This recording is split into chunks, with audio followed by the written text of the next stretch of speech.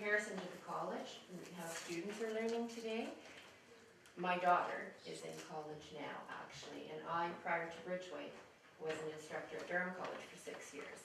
And so I'm bringing my experience from that time and that culture into today and advising my daughter very common sense things like, just meet with your teacher.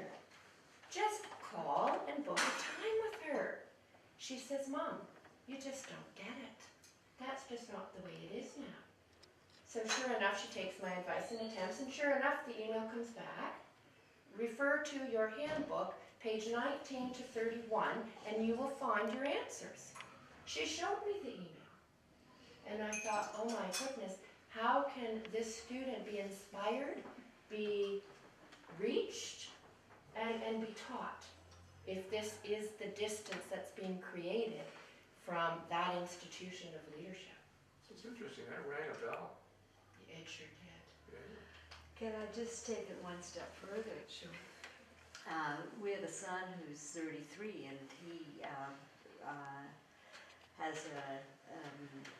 a lot of experience in marketing and business communications. He works at one of the community colleges in this area, and he started to teach business communications about 3 years ago on a part-time basis, as well as his other marketing job. And he was so happy to get this course. It was a second-year course. And so he prepared the whole syllabus for what he would. And he took it to the dean, who said, oh no, you can't do that. This is the book. You have to give a chapter a week and teach that. Right. And he was so disappointed because he'd worked so hard. Now, he's since translated that into some other work, but I think it's multi-leveled, this difficulty with breaking out of a certain kind of mold of, well, we've always done it like this, or this is how it's done now, or whatever. So it really takes courage, I think, to step beyond those boundaries.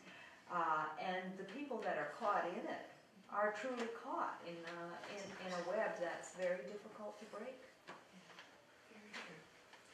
It's interesting, though, what I was thinking of when you talked about that. I graduated 14 years ago from U of T, and we had 800, 900 people in a classroom, and I had very little interaction with any professor for the entire time.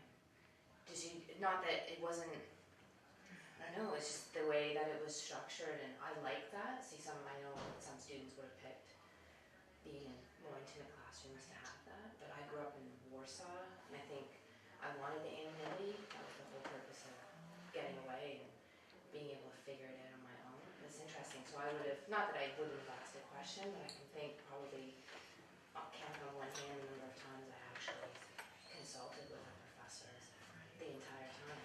But it's just different styles. Yeah, I remember our economics professor when I was studying, got up in front of the class the first day and said, do not ask any stupid questions. Guess how many questions he got asked? But Zero.